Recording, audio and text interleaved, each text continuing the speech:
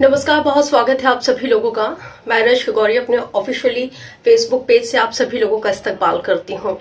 इस वक्त 12:32 का वक्त हो रहा है। उम्मीद करती हूँ कि लोगों के जुड़ने का सिलसिला हमारे साथ शुरू हो जाए, फिर उसके बाद हम चर्चा की शुरुआत करते हैं। चर्चा देखिए बेहद ही महत्वपूर्ण है। महत्वपूर्ण इसलिए भी है कि हम जिस विषय पर चर्चा के लिए लगातार हम लाइव आ रहे हैं, और जिस तरह से हम ट्विटर पर मेरे साथ मेरे तमाम जो जुड़े हुए जितनी भी मेरी ट्विटर फैमिली है, इंस्टा फैमिली है, तमाम लोग, अंकित जुड़ गए हैं। जी अंकित, सीएचए पर हम चर्चा करेंगे, बिल्कुल करेंगे, क्योंकि न केवल हमें सीएचए पे चर्चा करना है, हमें टेक्निकल हेल्पर पे भी चर्चा करना है। बिल्कुल। चैन सिंह मीना जी, दोपहर की बहुत नमस्कार। हेमंत जी, हेलो, कैसे हैं आप? सबसे पहले आशा करती हूँ कि क्योंकि कोरोना और ओमिक्रॉन के चलते स्थिति बहुत बेकार है, और स्थिति बेकार हो रही है, इसलिए मैं सभी लोगों से अपील करती हूँ कि कोरोना प्रोटोकॉल का पूरी तरह से पालन कीजिए, क्योंकि जान है तो जहान है। और सीएचए जो है जनता की सेवा में लगे हुए, ना केवल मध्य प्रदेश, छत्तीसगढ़, राजस्थान, बल्कि हर जगह के सीएचए जितने भी कर्मचारी हैं, ये सभी लोग जनता की सेवा में लगे हुए हैं, और इनको वाकई में न केवल नियमित करना चाहिए, इनके जो भत्ते हैं उसको भी बढ़ाना चाहिए। अंकित, मैं आपको ऐड कर रही हूँ, चर्चा की शुरुआत करेंगे, और होपफुली कोई टेक्निकल प्रॉब्लम ना हो जिससे आप ऐड हो जाए, तो हमारी जो चर्चा है वो सार्थक हो। अंकित लिख रहे हैं, रीट पटवारी आरएएस कोविड एग्जाम, राज्य की सबसे बड़ी भर्तियों में निरंतर सीएचए ड्यूटी लगाई जा रही है, लेकिन अन्य कर्मचारियों की तरह। अंकित जी, बहुत नमस्कार, कैसे हैं? यस मैडम, कैसे हैं धन्यवाद। अंकित जी? आप मैडम, धन्यवाद आप लोगों के लिए, हम क्योंकि दूसरे। आप लोग अगर ग्राउंड जीरो पे रह के हम लोगों के लिए, अगर आप लोग हाँ खड़े ना रहे 24x7, तो ये हम लोगों के लिए बहुत मुश्किल हो जाएगा हाँ, कि हम यस लोग मैडम। स्वस्थ रह पाए। क्योंकि डॉक्टर्स जितने भी हैं, जो सोफिस्टिकेटेड वर्किंग लोग हैं, हाँ, वो तो अपने एसी वाले चैम्बरों में बैठे रहते हैं, लेकिन ग्राउंड ये जीरो पर वैक्सीनेशन करके आए मैडम। आप लोग जनता की सेवा कर रहे हैं। तो इसलिए मैं सबसे पहले तो एक सैल्यूट ये तमाम लोग हम सीएचए लाइव भी हो कर्मचारियों के लिए। रहे। और आप लोग लंबे वक्त अब से जाओ मांग मैडम, कर रहे हैं, क्या लग रहा है सरकार आखिर क्यों नहीं सुन रही है? जाओ जाओ। हाँ मैडम, क्या लग रहा धन्यवाद। है आप लोगों की मांगों को दरकिनार क्यों किया जा रहा है? पता नहीं मैडम क्यों रखना के है। हम मैडम वैक्सीनेशन पर डेली डेली हमें वैक्सीन इतना बढ़िया काम कर रहे हैं, वैक्सीनेशन कर रहे हैं। अभी हम वैक्सीन अभी लगा ही रहे थे। हम्म। नहीं, बिल्कुल, क्योंकि मैं भी देख रही हूँ यस ग्राउंड मैडम। जीरो पर वैक्सीनेशन जिस तरह से आप लोग कर रहे हैं, आप लोगों से बड़ा कोई योद्धा नहीं है, क्योंकि हाँ डॉक्टर्स हैं तमाम, जितने जो हाँ और मेडिकल स्टाफ के ये जो एलीट क्लास जिसको कहा जाता है, वो तो एसी चैम्बर में रहते हैं। और वाकई में आप लोगों के कैडर में जिस तरह से यहाँ पे इजाफा किया जाना हाँ, चाहिए, बढ़ोतरी किया जाना चाहिए वेतनमान की, वो नहीं हो रही है। आप लोग ना हो ना, तो 100% ये जो टारगेट वैक्सीनेशन का रखा गया है ना, ये वैक्सीनेशन का टारगेट कभी भी हाँ, अचीव नहीं हो सकता। इसलिए राज्य सरकार को, ना यस केवल मैडम। राजस्थान की राज्य सरकार को, बल्कि पूरे देश की अगर हम बात करें, केंद्र सरकार और साथ ही मध्य प्रदेश और छत्तीसगढ़, तमाम 28 राज्यों की सरकारों को सीएचई के कर्मचारियों को न केवल संविदा में लाना चाहिए, बल्कि इनके वेतन मान में भी बढ़ोतरी करनी चाहिए।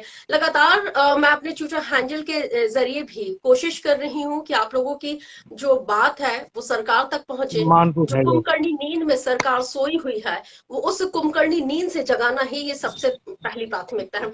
अंकित यस जी, मैडम। क्योंकि लोग मेरे साथ ज्यादा जुड़ रहे हैं, तो मैं और लोगों को भी कनेक्ट करती हूँ। आप अगर कोई अपनी बात मेरे पेज के हाँ माध्यम से कहना चाहें तो प्लीज कहिए।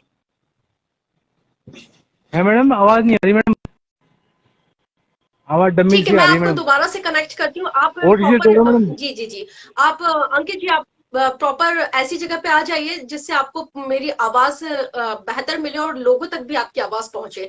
तब तक मैं किसी और को भी कनेक्ट करती हूँ। हाँ तो हमारे साथ अंकित जी जुड़े हुए, और अब मैं और भी लोग हमारे साथ जुड़ रहे हैं। तो मैं अंतिम पाटीदार सुनील वर्मा जी मैं आपको ऐड कर रही हूँ। उम्मीद करती हूँ, कल भी बहुत कोशिश कर रही थी। भाग्यश्री योगी जी, भाग्यश्री योगी जी, उम्मीद करती हूँ लोग जुड़े। देखिए, बेरोजगारी इस वक्त का सबसे बड़ा और महत्वपूर्ण मुद्दा है। और ये मुद्दा इसलिए भी बहुत अहम इसलिए है क्योंकि देखिए, अगर हम एक सर्वे के मुताबिक अगर हम बात करते हैं तो एक सर्वे में बताया गया है कि पिछले साल, यानी कि इसी साल की अगर हम बात करें तो अक्टूबर से दिसंबर तक की अगर बात करते हैं तो बेरोजगारी की जो दर है उसमें बढ़ोतरी हुई है। राजस्थान के 25,000 कोविड, बिल्कुल यहाँ पे इजाफा होना चाहिए। राज्य सरकार को बिल्कुल भी इस ओर संज्ञान लेना चाहिए। और सबसे ज्यादा इम्पोर्टेंट ये भी है कि राज्य सरकारें आखिर क्यों संज्ञान नहीं ले रही हैं। वेतनमान बिल्कुल बाकायदा बढ़ाना चाहिए क्योंकि इतने कम वेतनमान में कुछ नहीं होता है। अंतिम पाटीदार मैं आपको ऐड कर रही हूँ। तो देखिए, मैं लगातार इस बात का जिक्र कर रही थी कि बेरोजगारी दर देखिए, अक्टूबर दिसंबर 2020 की अगर हम बात करते हैं तो यहाँ पे 10.3% इजाफा यहाँ पे हुआ था। और बेरोजगारी दर में जिस तरह से हर महीने 7.9% की दर से इजाफा हो रहा है, ये वाकई में चिंता की बात है। हम राजस्थान में देख रहे हैं कि किस तरह से एक ह्यूज लेवल पर आंदोलन हो रहा है। राज्य सरकार की बात करें, प्रतिपक्ष की अगर हम बात करते हैं तो लगातार लोग सिर्फ राजनीतिक रोटियां सेकने की फिराक में रहते हैं। और राजनीतिक रोटियां इसलिए भी सेकी जाती हैं क्योंकि सुनील जी, मैं एक बार फिर से आपको ऐड कर रही हूँ। देखिए, राजनीतिक रोटियां सेकने का जिक्र मैं इसलिए कर रही हूँ कि जब हम सत्ता में होते हैं तो हमारी प्रायोरिटीज कुछ और होती है, जब हम विपक्ष में होते हैं तो हमारे मुद्दे कुछ और होते हैं। और इन्हीं मुद्दों को धरातल पर उतारने की कोशिश राजनीतिक पार्टियों के जरिए की जानी चाहिए, लेकिन वो कोशिश नहीं की जाती है, जिसका खामियाजा ऐसे युवाओं को भुगतना पड़ता है जो लंबे वक्त से कॉम्पिटिटिव एग्जाम की तैयारियां करते हैं। हाय भाग्यश्री, कैसी हैं आप? मैं बढ़िया हूँ मैम, आप कैसे हैं? मैं एकदम बढ़िया हूँ। देखिए, सबसे पहली बात तो यह है कि हमें ना मैं मतलब अपने तमाम दर्शकों के साथ और तमाम इंस्टा फैमिली, तमाम ट्विटर फैमिली, फेसबुक फैमिली, जितने भी लोग हैं, हम जितने भी लोग सरकार से लड़ नहीं रहे हैं, हम अपनी बातों को पहुंचा रहे हैं। तो हमें सबसे पहले तो संगठित होना होगा। हम अगर जी अलग मैम, अलग क्योंकि देखिए, डॉक्टर्स लड़ आपका रहे हैं अपनी बहुत अच्छा मांगों को लेकर। सपोर्ट्स रहा है। मैं आप मेरा सबका बहुत सारा सपोर्ट सपोर्ट्स है। मेरा सपोर्ट हमेशा है क्योंकि थैंक यू। मुझे इस बात का एहसास है कि आप लोग कितनी मेहनत कर रहे हैं। और जब एक बच्चे को एडमिशन दिलाया जाता है, उसके पेरेंट जब इनपुट देते हैं तो जाहिर सी बात है आउटपुट चाहिए। और हमारी एक ही कोशिश है कि हमारे 25,000 सीएच जो कि गवर्नमेंट के अंडर में ही रहे और उनकी सैलरी अच्छी रहे, सम्मानजनक सैलरी तो मिलनी चाहिए मैम, कम से कम, क्योंकि बिल्कुल, काम क्योंकि इतना सारा होता है। तो बिल्कुल, आज प्रतापगढ़ फर्स्ट नंबर है वैक्सीनेशन में, तो हम्म हमारी कोशिश थी कि 100% हमने ही दिया है सीएचए ने मैम यहाँ पर। बिल्कुल, क्योंकि भाग्यश्री, क्योंकि मैं जब टॉक शोज करती हूँ, मैं दिन भर देखती हूँ जब वैक्सीनेशन का टारगेट रख दिया जाता है तो जैसे सीएचए कर्मचारी हैं तो ये घर घर भी जाते हैं। मतलब आपने सबके ड्यूटी आर डिसाइड करके रखे हुए हैं कि सरकारी कर्मचारियों की ड्यूटी आर 8 घंटे है। और सीएचए कर्मचारी जो ग्राउंड जीरो पर लगातार मेहनत कर रहा है, काम कर रहा है, वो 24/7 अपनी सेवाओं को दे रहा है। और उसको मिल क्या रहा है? 4,500 रुपए, किसी प्रदेश में 4,500 रुपए दिए जाते हैं, किसी प्रदेश में 7,500 रुपए दिए जाते हैं, किसी प्रदेश में 5,500 रुपए। आप सबसे जो इंट्रीगल पार्ट है और जो सबसे इंपॉर्टेंट चीज है वो आप इनसे करवा रहे हैं। और वेतनमान की अगर हम जब बात करते हैं तो आपने इनको बिल्कुल ही साइड लाइन कर दिया है। तो यहाँ पे राज्य, न केवल राजस्थान सरकार बल्कि हर स्टेट की सरकार को एक पॉलिसी बनानी होगी।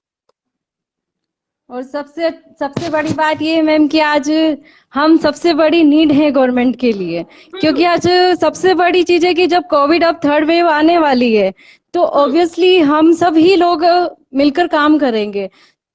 तो बेस्ट यकीन ये है कि मानिए हमारे लिए भाग्यश्री, आवाज होनी चाहिए, उठानी बिल्कुल चाहिए यकीन इसके मानिए लिए। भाग्यश्री, मैं जो बात आप कर रही हैं मैं उस बात को इसलिए भी समझ रही हूँ क्योंकि सेकंड वेव में, कोरोना के सेकंड वेव में मैंने अपनी आई लॉस्ट माय मदर, मैंने अपनी मदर को खो दिया। उस वक्त सो मतलब उस वक्त की मैं स्थिति बता रही हूँ कि जो डॉक्टर्स हैं, मतलब मुझे ये कहने में कोई गुरेज नहीं है, जूडा की बात की जाए, जूनियर डॉक्टर की बात की जाए और डॉक्टर्स की बात की जाए और स्टाफ नर्स की अगर बात की जाए तो जी मैम। इन लोगों ने कोविड वार्ड में एंट्री नहीं की थी, सब कुछ इन्होंने सीएचए के भरोसे छोड़ दिया था। और मैंने उस चीज को, मैंने 16 अप्रैल से लेके मैंने 8 मई तक उस चीज को मैंने रियलाइज किया, मैंने अपनी आंखों से देखा है, मेरे पास so many I have so many footage. तो मैं तो मतलब राजस्थान गवर्नमेंट से ये चीज कहना चाहूंगी कि पूरी तरीके से प्रोमिनेंट तरीके से सीएचए के वेतनमान को बढ़ाया जाए, सरकारी कर्मचारी की श्रेणी में इनको लाया जाए और हर तरह के अलाउंसेस दिया जाए। क्योंकि देखिए, पोलियो के टीकाकरण में आप इनको लगा देते हैं, किसी भी तरह की कोई भी डेंगू वायरल में भी फीवर होता लगाया है गया हमें। उसमें भी, डेंगू में भी लगा दिया जाता है। जी आप वैक्सीनेशन से लेके फिर जच्चा बच्चा, मतलब अगर राज्य सरकार की तरफ से कोई अगर योजना चल रही है डिलीवरी के लिए, प्रसूता को क्या करना है क्या नहीं करना है, आप इनकी ड्यूटी उसमें भी लगा देते हैं। जी अतिरिक्त जी आपके पास स्टाफ नहीं है तो आप अतिरिक्त स्टाफ के तौर पर आप इनकी भर्तियां, मतलब फॉर अ टाइम पीरियड आप वहां कर देते हैं, आप उनकी सेवाएं वहां भी ले लेते हैं। जब आपको मानदेय देने की बात आती है तो आप एक दिहाड़ी मजदूर, देखिए दिहाड़ी मजदूर की भी कलेक्टर रेट की अगर बात करें ना तो 600 रुपए मजदूरी प्रति दिन के हिसाब से है। और जी यहाँ पे सीएचए का जो वेतन है वो दिहाड़ी मजदूर से भी कम है। तो ये बिल्कुल तो मैम। है, हमें संगठित होना पड़ेगा। अलग हम जितने बिल्कुल भी मैम। लोग, जितने भी वर्ग है ना भाग्यश्री, जैसे जी टेक्निकल हेल्पर अलग लड़ रहा है, जी। रीट वाले अलग लड़ रहे हैं, संविदा शिक्षक अलग लड़ रहे हैं, हम सबको इकट्ठे होना पड़ेगा। एक और और जब मैम ये रहता है कि सबसे बड़ी बात ये है कि मैम जब सरकार इतना शिक्षा को महत्व दे रही है तो रोजगार हम्म। को भी उतना ही महत्व दे, क्योंकि हम्म। आज आम इंसान अगर पढ़ाई कर कर काम करने की सोचेगा, जॉब के लिए ही सोचेगा, वो ये हम्म। सोचकर अगर वो वापस से उसको कहो कि कृषि कर लो, एग्रीकल्चर में लग जाओ, तो वो पॉसिबल कैसे? आज काम तो बिल्कुल आता ही नहीं है, वो कैसे करेगा मैम? बिल्कुल बिल्कुल वो पॉसिबल सबसे नहीं है, बड़ी बात है। और बिल्कुल मैम रही पॉसिबल नहीं बात, तो मैंने खुद ने भी कोविड आईसीयू में ड्यूटीज की थी। मतलब 2 ईयर हमारा कोविड में ड्यूटी, बहुत एक बहुत ज्यादा टफ समय था।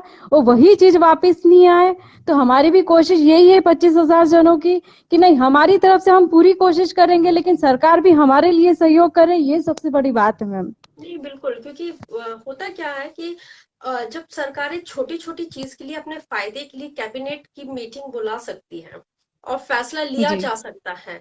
और देखिए एक चीज आप देखिए, जब विधायकों का मानदेय बढ़ना रहता है, उनकी सैलरी टीए डीए बढ़ने रहते हैं, तो उसमें चाहे प्रतिपक्ष हो चाहे सत्ता पक्ष हो, दोनों एक सुर में हाथ मिलाते हैं और टेबल पर ध्वनि सम्मत अपनी सहमति दे देते हैं।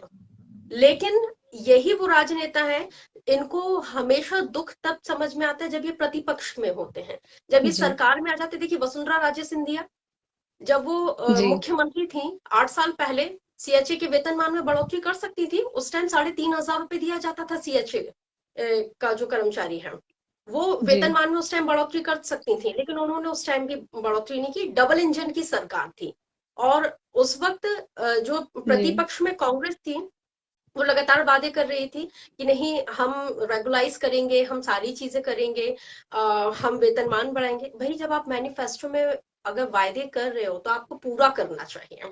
और मुझे लगता है सही कि है। अगर इस बार सरकार ने किसी तरह की कोताही बरती तो उत्तर प्रदेश वाला वनवास यहाँ पे राजस्थान में भी कांग्रेस का शुरू हो जाएगा। तो इसलिए भाग्यश्री बिल्कुल संगठित होना बिल्कुल है, सही बात है बिल्कुल ये। बिल्कुल संगठित होना है जी मैम। हमें, बिल्कुल। है ना। जी और बहुत अच्छा लगा जी मुझे मैम। आपके साथ जुड़ हमारी के। और थैंक यू मैम। हमारी बस यही कोशिश है कि हमें संविदा क्रेडल में शामिल किया जाए 25,000 सीएचए को, और हमारी हम सम्मानजनक वेतन हो। हम लड़ेंगे और हक लेके रहेंगे।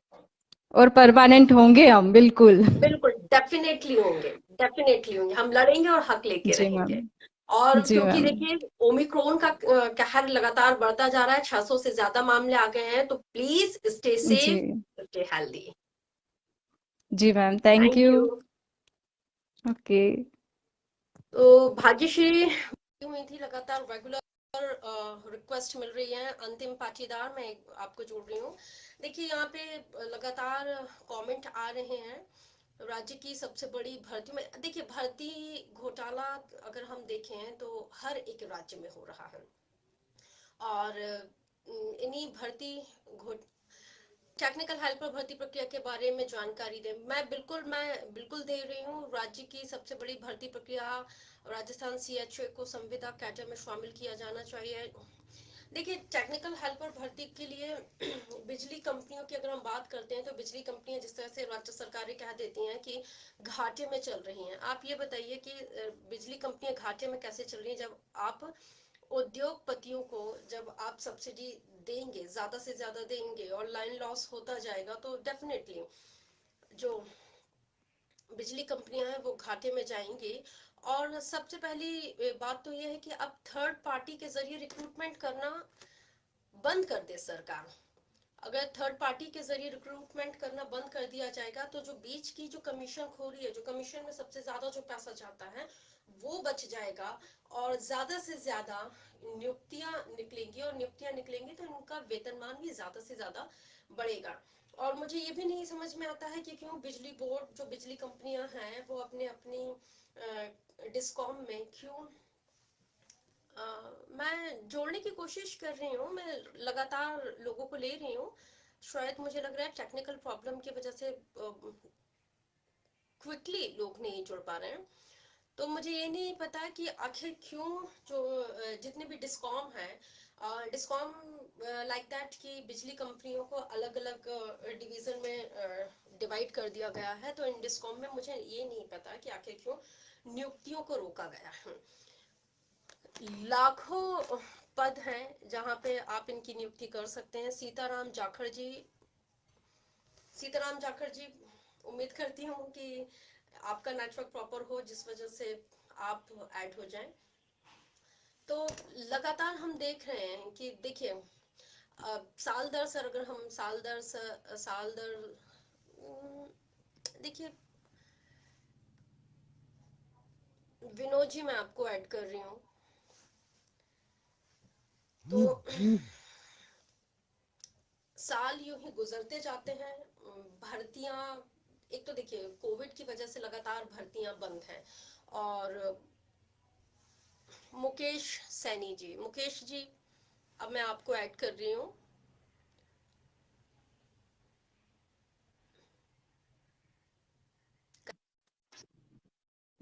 नमस्कार मैडम। कैसे मुकेश जी, नमस्ते, कैसे हैं? नमस्ते, कैसे हैं? नमस्ते मैडम। नमस्ते नमस्ते। बताइए मुकेश जी, कहाँ से हैं और सबसे बड़ी समस्या किस रूप में देख रहे हैं आप? सीकर डिस्ट्रिक्ट से मैडम। जी, सीकर से हैं, ओके। क्या करते हैं, किस चीज के लिए संघर्ष कर रहे हैं मैडम आप? मैं की तैयारी करता हूँ। काफी 4-5 साल से मैं तैयारी कर रहा हूँ, वैकेंसी नहीं आ रही है। किस चीज की? मैं 3 साल से रेगुलर तैयारी कर रहा हूँ टेक्निकल हेल्पर की, टेक्निकल हेल्पर के। और वैकेंसी एक्चुअली नहीं आ रही है madam. Mukesh ji, technical helper, ये जो बिजली जी कंपनियां हैं, मैडम। टेक्निकल बिजली कंपनियों में अनगिनत पद रिक्त पड़े हुए हैं, और राजस्थान सरकार ने बिजली कंपनी को 6 भागों में विभाजित किया हुआ है। 6 डिस्कॉम है, और 6 डिस्कॉमों की अगर हम बात करें, मतलब आप ये देखिए कि आप बिजली का उत्पादन भी कर रहे हैं, आपके पास हर श्रेणी में पद रिक्त हैं, उसके बाद भी आपने 6 साल का वक्त हो गया है। जब वसुंधरा राजे खुद मुख्यमंत्री हुआ करती थी, उस तब से लेके अभी अशोक गहलोत मुख्यमंत्री हैं, 6 साल से, आप फिर भी कम बता रहे हैं, लेकिन 6 साल से वहां पे टेक्निकल हेल्पर की नियुक्ति नहीं हुई है। जो पुराने हैं, जिनको थर्ड पार्टी के जरिए जिनको लिया गया था, वो थर्ड पार्टी के जरिए ही जो नियुक्तियां हैं वो की जा रही हैं। ये पूरा का पूरा कमीशन का खेल चल रहा है, पूरा कमीशन का खेल चल रहा है। और लोग, बच्चे यहाँ पे ITI करते जा रहे हैं और बल्क में स्टूडेंट्स निकल रहे हैं, लेकिन बाकी में राज्य सरकारें रोजगार देने में असमर्थ हैं। इसके लिए सबसे बेहतर पता है क्या है कि आप लोगों को, क्योंकि ये जो कंपनियां क्या करती हैं, छोटे छोटे रूप में, प्रारूप में ना नोटिफिकेशन निकालती हैं ये।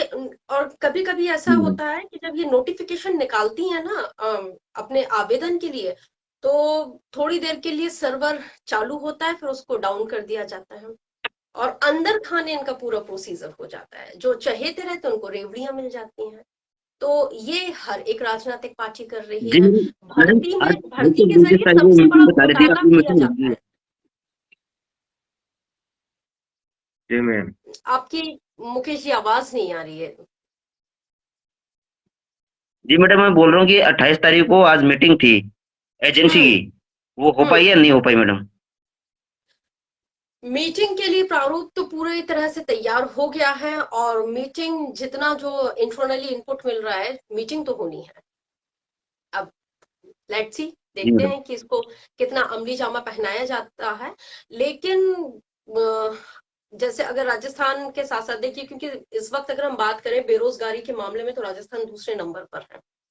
और बहुत जी बहुत मैडम। ज्यादा भयावह स्थिति इस वक्त राजस्थान की है, क्योंकि हर वर्ग के लोग संघर्ष कर रहे हैं। और बेरोजगारी के मामले में, रोजगार के मामले में मध्य प्रदेश पहले पायदान पर है।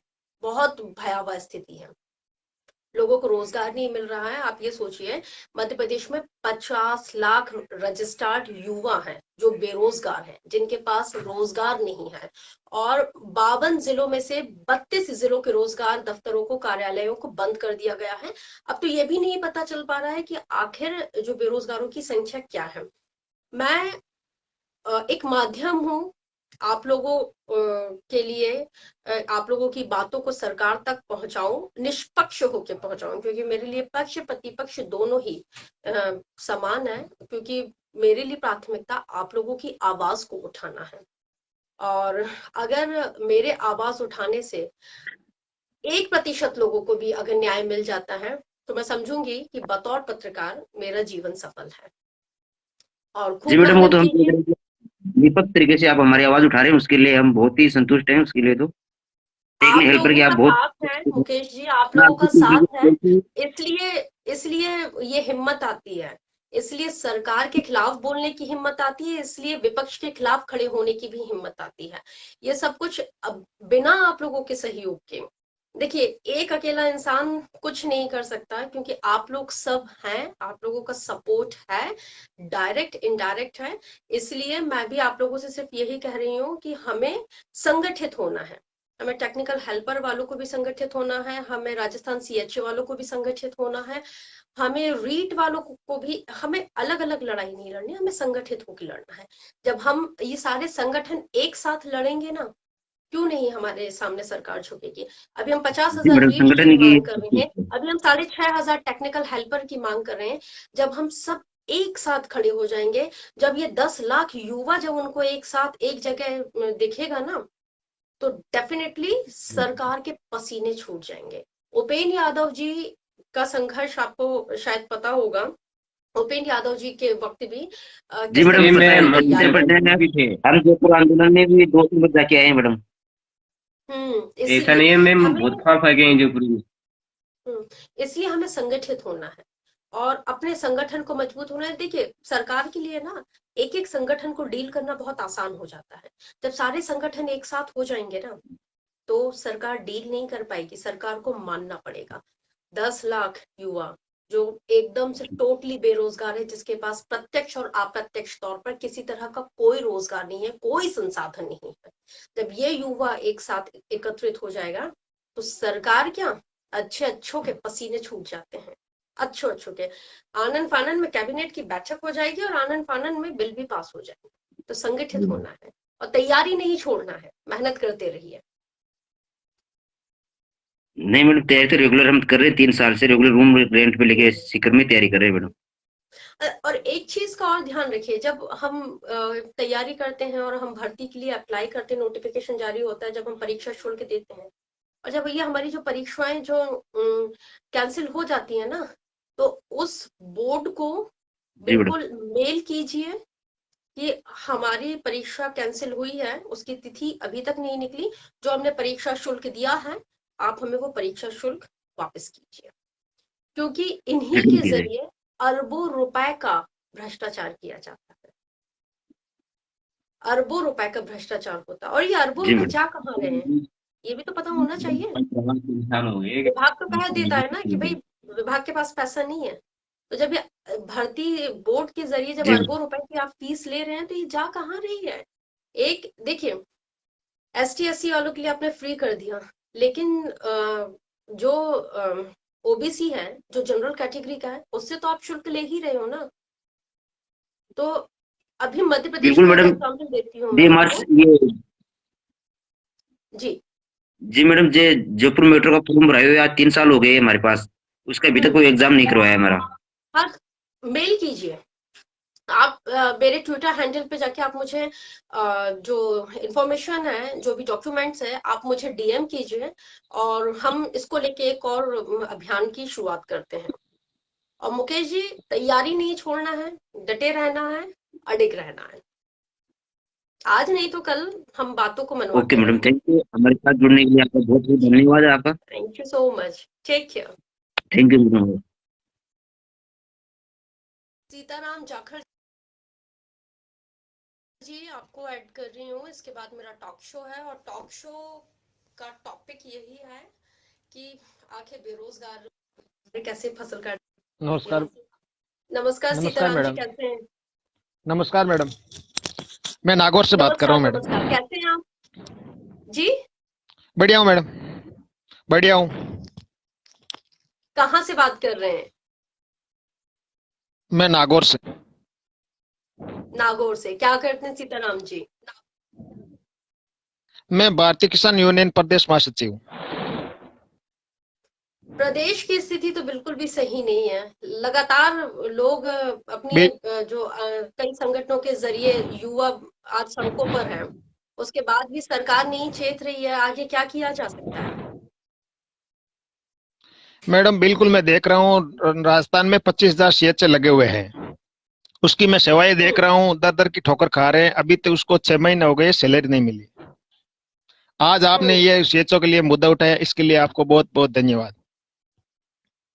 नहीं, मैं ये राजस्थान सरकार से एक्चुअली मांग अगर करता हूँ। CHA नहीं होते ना, तो जिस तरह से 100% ये जो वैक्सीनेशन का टारगेट है ना, ये कभी पूरा नहीं हो पाता। और जिस तरह से जो भयावह बिल, स्थिति हमने देखी है ना कोविड में, वो भयावह स्थिति को रोकने में सबसे ज्यादा जो महत्वपूर्ण योगदान है ना, ये ही CHA कर्मचारियों का है। इसलिए इन्हीं CHA कर्मियों को तो मैं कोटि कोटि नमन करती हूँ, क्योंकि अगर ये नहीं होते तो वाकई में हम सब जो अपने घरों में, दफ्तरों में सुरक्षित है ना, जितने लोग आज बचे हुए हैं, नहीं बचे होते। क्योंकि जाखड़ जी, कोई डॉक्टर नहीं जाता वैक्सीनेशन के लिए, कोई स्टाफ नर्स नहीं जाती है वैक्सीनेशन के लिए। बिल, हाँ, ये नहीं निकलते, कंपाउंडर नहीं जाता है वैक्सीनेशन के लिए।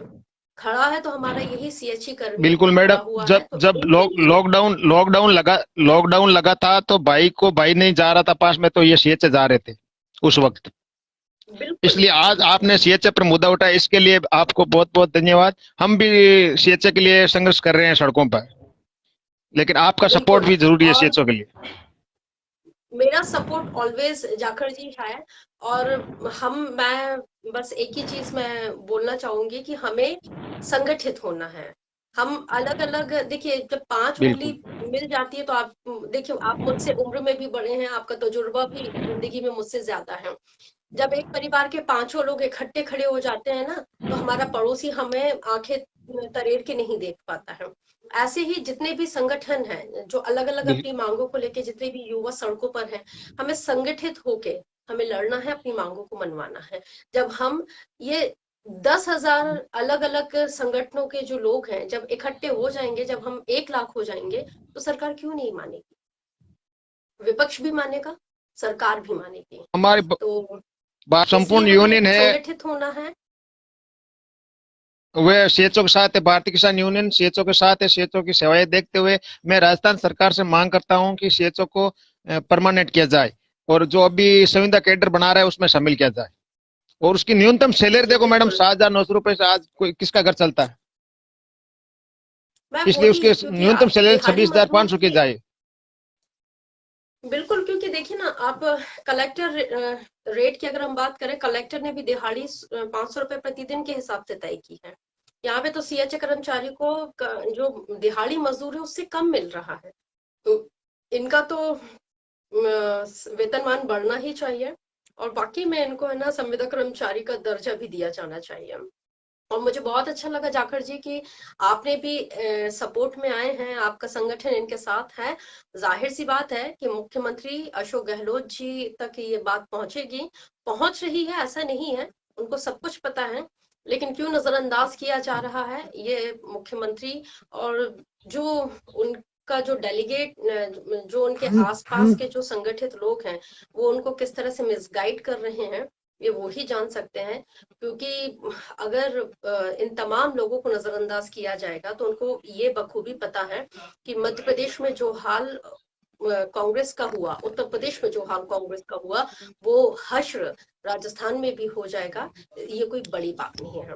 तो मुझे बहुत अच्छा लगा आप मैडम जुड़े, बहुत शुक्रिया जाखड़ जी। एक बात और कहना चाहता हूँ मैडम, जी जी जी जी। कि राजस्थान में 25,000 सीएचए हर पंचायत पर राजस्थान सरकार की योजना लोगों को बता रहे हैं। अगर आज राजस्थान सरकार सीएचओ की सुनती है तो आने वाले वक्त में राजस्थान में वापिस कांग्रेस की सरकार बनेगी। और हमारी भारतीय किसान यूनियन बिल्कुल। भी राजस्थान सरकार के साथ है। हाँ अगर सीएचओ बिल्कुल। को शामिल नहीं करती हैं तो हम भी सड़कों पर आएंगे 1 तारीख से जी छात्रों के हित में।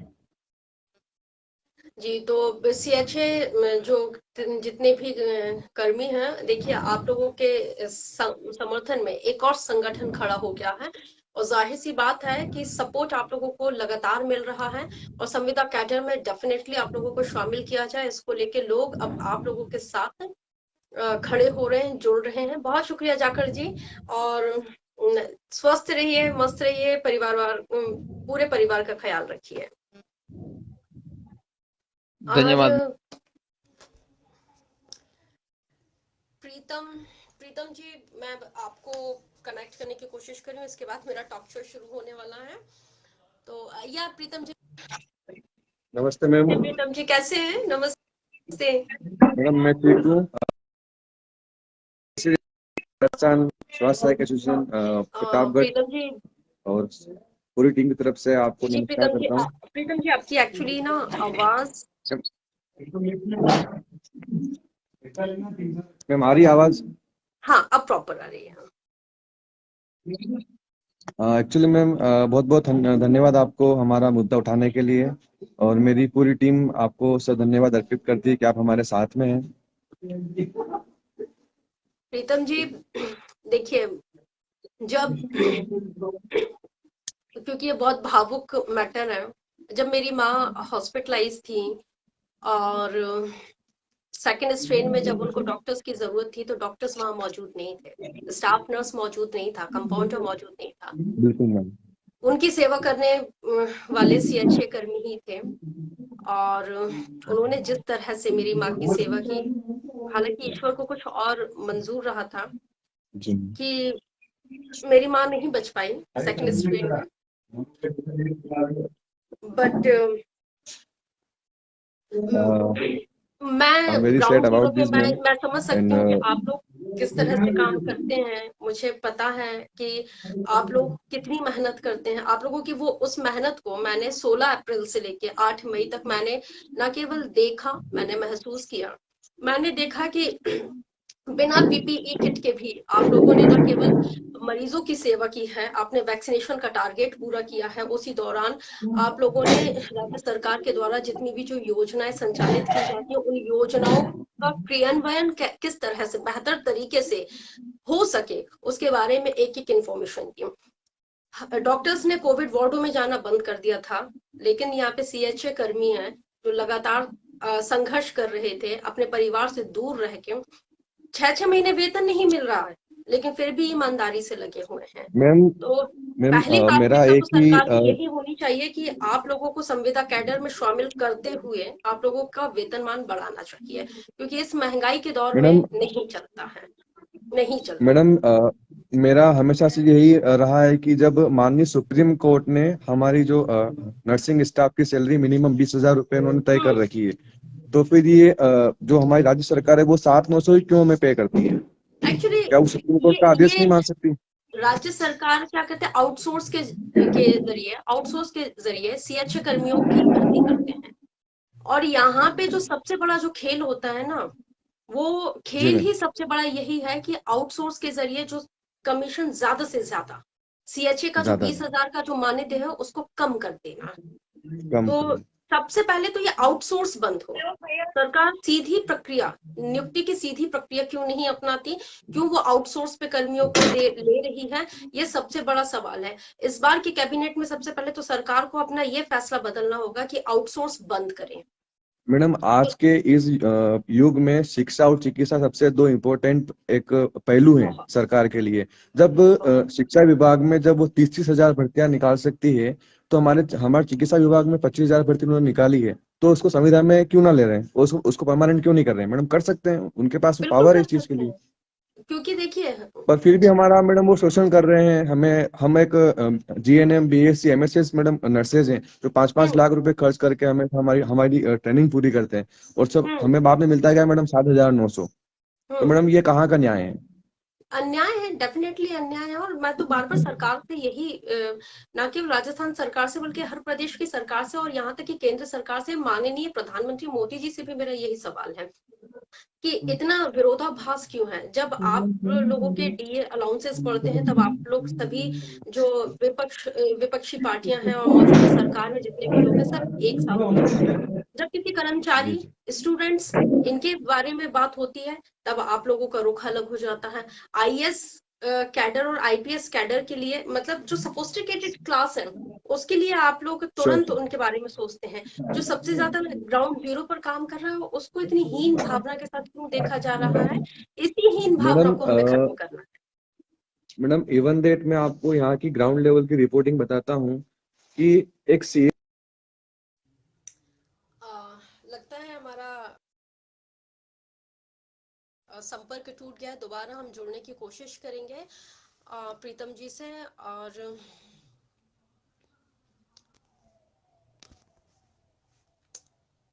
अल्फेज खान साहब, मैं आपको जोड़ रही हूँ। उम्मीद करती हूँ कि जल्द से जल्द आप कनेक्ट हो जाएं, क्योंकि बहुत कम। अस्सलाम वालेकुम। वालेकुम सलाम मैडम, कैसे हो आप? अल्लाह का करम है, आप बताइए। बताइए मैडम, बहुत दिनों बाद आपके लाइव हो पाया हूँ मैं। बहुत नहीं कोशिश की नहीं, आपके साथ जुड़ने के लिए। एक्चुअली स्लॉट्स बड़े कम रहते हैं, तो आज मैंने पूरा 1 घंटे का वक्त निकाला इसलिए।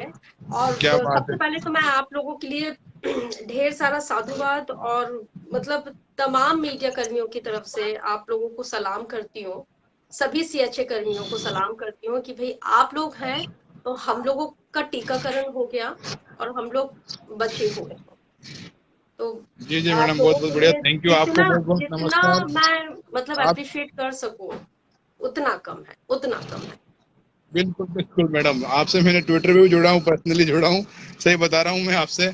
और आपके चक्कर में ग्रुप में भी मैंने कमेंट डाला कि अब मैडम जो भी करे कोई दिक्कत नहीं है, करने दो, वो अपने हक के लिए बोल रही है और हमसे जुड़ी हुई है, वो सबसे बड़ी बात है हम लोगों के लिए। बहुत शुक्रिया अल्फेज जी, बहुत शुक्रिया। मैं यही कहना चाहूंगा मैडम, जो सीएचसी साथी हैं या साथी जो हम लोग काम कर रहे हैं आज ग्राउंड लेवल के ऊपर, जो क्या है कि किसी जोखिम से कम नहीं है।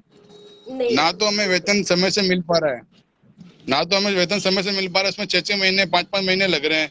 आपको ये गाड़ी का हम्म। पेट्रोल एक्सपेंसेस, रेंट वगैरह, ये आगे की कोई तैयारी करनी है तो वो सब हमें हमें खुद भुगतान करना पड़ रहा है। उस चीज के लिए हमें खुद लोन लेना पड़ रहा है।